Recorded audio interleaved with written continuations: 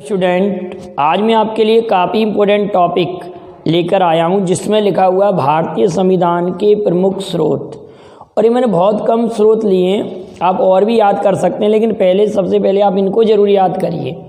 तो भारतीय संविधान में किस देश से क्या क्या लिया गया है उसके बारे में महत्वपूर्ण जानकारी है। हर कॉम्पिटिशन में आता है इससे क्वेश्चन, तो आप इसको अच्छे से नोट कर लेंगे और समझ के याद करेंगे, रटेंगे नहीं तो कन्फ्यूजन हो जाता है। देखो पहला लिखा हुआ है संसदीय शासन पद्धति। तो संसदीय शासन पद्धति होती क्या है? तो संसदीय शासन पद्धति में प्रधानमंत्री प्रमुख होता है। कौन प्रमुख होता है? प्रधानमंत्री प्रमुख होता है। और एक होती है अध्यक्षीय शासन पद्धति, उसमें राष्ट्रपति राष्ट्राध्यक्ष होता है, वो प्रमुख होता है। तो ये संसदीय शासन पद्धति सोचिए जरा, भारत में और ब्रिटेन में प्रधानमंत्री प्रमुख होता है। तो संसदीय शासन पद्धति ली गई है ब्रिटेन के संविधान से। और संसद की जननी या संसद की माँ ब्रिटेन को ही कहा जाता है। संसद की जननी या संसद की माँ किसे कहा जाता है? ब्रिटेन को। और अध्यक्षीय शासन प्रणाली कहाँ पर है? अमेरिका में है। संसदीय शासन प्रणाली जिसमें लोकसभा और राज्यसभा दो सदन होते हैं, तो लोअर हाउस और अपर हाउस होता है। House of Commons, House of Lords कहते हैं जिसको कि। तो हमारे देश में कहाँ से ली गई है? ब्रिटेन से। संसदीय शासन पद्धति भारत में ब्रिटेन के संविधान से ली गई है। विधि निर्माण प्रक्रिया आप समझ रहे हैं, कानून निर्माण की जो प्रक्रिया होती है कि कानून कैसे बनता है, ये कहाँ से ली गई है? ये भी ब्रिटेन के संविधान से ली गई है। कानून निर्माण प्रक्रिया भी भारत के संविधान में ब्रिटेन के संविधान से ली गई है। तो ये भी आपको बात क्लियर होगी ब्रिटेन के संविधान से। एकल नागरिकता। अब एकल नागरिकता क्या है? भारतीय संविधान में जो नागरिकता दी जाती है किसी भी व्यक्ति को, वो भारतीय नागरिकता दी जाती है। किसी राज्य की अपनी नागरिकता नहीं होती, जबकि अमेरिका में दोहरी नागरिकता होती है। तो नागरिकता अधिनियम भारत में आए थे 1955 में, और नागरिकता का वर्णन भाग 2 में है और 5 से 11 तक है, अनुच्छेद 5 से 11 तक है। तो नागरिकता, एकल नागरिकता भी हमने ब्रिटेन के संविधान से ली है। ये भी बात आपको क्लियर होगी, ब्रिटेन के संविधान से हमने नागरिकता ली है। बिल्कुल याद कर लीजिए बेटाओ, ये तीनों बातें हमने ब्रिटेन के संविधान से ली हैं। और भी कई बातें हैं, लेकिन आपके कंपटीशन की दृष्टि से जो आप जनरल कंपटीशन देते हैं उनमें ये तीनों बातें बिल्कुल याद होना चाहिए। क्लियर बेटाओ? संघीय व्यवस्था, मूल अधिकार और उपराष्ट्रपति का पद। संघीय व्यवस्था आप समझ रहे हैं कि भारत राज्यों का संघ है, यूनियन ऑफ स्टेट्स, जबकि अमेरिका में फेडरल स्टेट्स का कॉन्सेप्ट है। तो भारत में यूनियन शब्द का प्रयोग हुआ है, अमेरिका में फेडरल शब्द का प्रयोग हुआ है। लेकिन हमने जो संघीय व्यवस्था ली है वो अमेरिका के संविधान से ली है, यूएसए, अमेरिका के संविधान से। मूल अधिकार, फंडामेंटल ड्यूटीज, मूल अधिकार में एक आता अनुच्छेद 32 के बारे में आप जानते हैं। अनुच्छेद 32 को B.R. अम्बेडकर ने भारतीय संविधान की आत्मा कहा है। भारतीय संविधान की आत्मा कहा है, जिसको संवैधानिक उपचारों का अधिकार कहते हैं। और आप सभी लोग जानते हैं कि मूल अधिकार किस भाग में है और किस अनुच्छेद में है। तो आप इसको कमेंट में जवाब भेजेंगे कि मूल अधिकार किस भाग में है और किस अनुच्छेद में। तो मूल अधिकार हमने अमेरिका के संविधान से लिए हैं। और संविधान के प्रारंभ में हमारे पास 7 मूल अधिकार थे या मौलिक अधिकार थे। बाद में संशोधन के बाद 6 मूल अधिकार कर दिए गए। तो ये अमेरिका के संविधान से लिए गए हैं। उपराष्ट्रपति का पद आप सभी लोग जानते हैं कि भारत में जो उपराष्ट्रपति होता है, भारत का जो उपराष्ट्रपति है वो राज्यसभा का पदेन सभापति होता है। राज्यसभा का पदेन सभापति। भारत के पहले उपराष्ट्रपति सर्वपल्ली राधाकृष्णन थे। और 2 व्यक्ति ऐसे हैं भारत के जो 2 बार उपराष्ट्रपति बने, और राष्ट्रपति बनने वाला ये 2 बार एकमात्र एक ही व्यक्ति हैं, डॉक्टर राजेंद्र प्रसाद।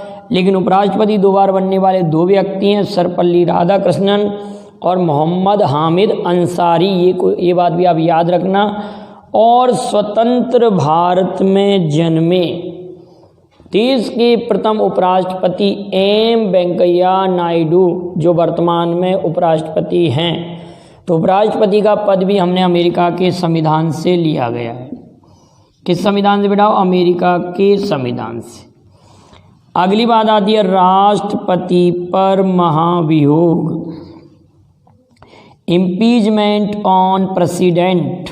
राष्ट्रपति पर महाभियोग, राष्ट्रपति पर जो महाभियोग लगता है वो अनुच्छेद 61 के तहत लगता है। राष्ट्रपति पर महाभियोग ये अनुच्छेद 61 के तहत लगता है।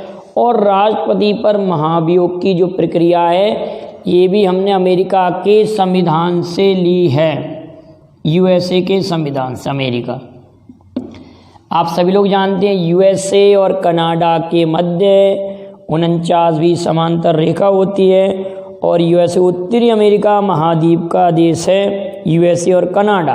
आप महाद्वीप में देखेंगे इस तरह से आपको याद रखेंगे। और ये यूरोप के हैं, ये उत्तरी अमेरिका का देश है। राज्य के नीति निर्देशक तत्व किस देश के संविधान से लिए गए हैं? नीति निर्देशक तत्व किस देश के संविधान से लिए गए हैं? तो आप कहेंगे आयरलैंड। आयरलैंड की राजधानी डबलिन है, डबलिन। आप कमेंट करेंगे आयरलैंड किस महाद्वीप का देश है? आयरलैंड किस महाद्वीप का देश है? नीति निर्देशक तत्व हमने आयरलैंड के संविधान से लिए हैं। कला, विज्ञान, साहित्य और समाज सेवा के क्षेत्र में उपराष्ट्रपति राज्यसभा में 12 सदस्यों का जो मनोनयन करता है। कला, विज्ञान, साहित्य, समाज सेवा में जो 12 सदस्यों का मनोनयन है, 12 सदस्यों का मनोनयन जो उपराष्ट्रपति करता है, 12 सदस्यों का जो मनोनयन राष्ट्रपति करता है, उपराष्ट्रपति नहीं, राष्ट्रपति जो करता है कला, विज्ञान, साहित्य, समाज सेवा के क्षेत्र से। ये मनोनयन भी हमने कहाँ से लिया है? आयरलैंड के संविधान से। याद हो जाएगा बेटाओ, आयरलैंड के संविधान से। संघीय व्यवस्था, संघीय, ये संघीय व्यवस्था यहाँ पर लिखी है। एक लिखी है संघीय व्यवस्था और एक संघीय व्यवस्था यूएसए। देखो यहाँ लिखा है। तो संघीय व्यवस्था मुख्य रूप से हमने अमेरिका के संविधान से लिया, लेकिन कहीं कहीं किताबों में संघीय व्यवस्था आपको कनाडा के संविधान से लिखी मिलती है, कनाडा के संविधान से लिखी मिलती है। वैसे तो देखिए संघीय व्यवस्था का अर्थ यहाँ पर हमने लिख लिया, लेकिन सबसे इम्पोर्टेंट बात है कि संघीय व्यवस्था में शक्तियों का बंटवारा, इस बात को आप क्लियर करें। संघीय व्यवस्था में जो शक्तियों का बंटवारा है और अपशिष्ट मामले, ये वाली बात कनाडा से मुख्य रूप से है। कहाँ से बेटाओ? कनाडा के संविधान से। यूएसए और कनाडा के मध्य कौन सी रेखा पाई जाती है? कौन सी रेखा है? 49वीं समांतर रेखा। यूएसए का संविधान हो गया, लेकिन संघीय व्यवस्था के अंतर्गत शक्तियों का बंटवारा या अपशिष्ट मामले आएगा तो कनाडा के संविधान से लिया गया है।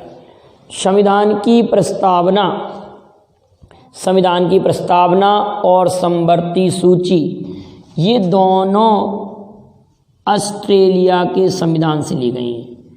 ऑस्ट्रेलिया के संविधान से ली गई हैं। समवर्ती सूची भी ऑस्ट्रेलिया। आप सभी लोग जानते हैं ऑस्ट्रेलिया की राजधानी कैनबरा है और ऑस्ट्रेलिया को विश्व की खेल राजधानी कहते हैं, क्योंकि लगभग 60 से 70% जनसंख्या खेलों में भाग लेती है इस देश की। गणतंत्रात्मक व्यवस्था, गणतंत्रात्मक व्यवस्था ये फ्रांस के संविधान से। और फ्रांस ही विश्व में ऐसा देश है जिसने सर्वप्रथम जीएसटी लगाया था 1954 में। आपातकालीन उपबंध, जर्मनी। आपातकालीन उपबंध आप सभी लोग जानते हैं। आपातकालीन उपबंध क्या है? राष्ट्रीय आपात, राष्ट्रपति शासन, राष्ट्रीय आपात, राष्ट्रपति शासन और वित्तीय आपात, इनको हम आपातकालीन व्यवस्था कहते हैं। तो ये आपातकालीन जो व्यवस्था हैं 352, 356 और 360 में वर्णित हैं। और आप जानते हैं कि आपातकालीन उपबंध कहाँ से लिए गए हैं, तो आपातकालीन उपबंध जर्मनी की राजधानी बर्लिन, आपातकालीन उपबंध जर्मनी से लिए गए हैं। जर्मनी की राजधानी क्या है? बर्लिन। मूल कर्तव्य, फंडामेंटल ड्यूटीज, यहाँ पर हम क्या कहेंगे? Fundamental rights. भारतीय संविधान जब बना था उस समय भारतीय संविधान में मूल कर्तव्य वर्णित नहीं थे। मूल कर्तव्य बाद में सम्मिलित किए गए हैं 42वें संविधान संशोधन द्वारा अनुच्छेद 51 का जोड़कर मूल कर्तव्यों को सम्मिलित किया गया था। तो मूल कर्तव्य हमने रूस के संविधान से, या उस समय उसका नाम था सोवियत संघ, सोवियत संघ नहीं आएगा तो रूस लिखा आएगा पेपर में, RUSSI, रसिया। और सोवियत संघ ही ऐसा देश है जिसने 1957 में सर्वप्रथम कृत्रिम उपग्रह स्पुतनिक छोड़ा था। क्या छोड़ा था बेटा? स्पुतनिक।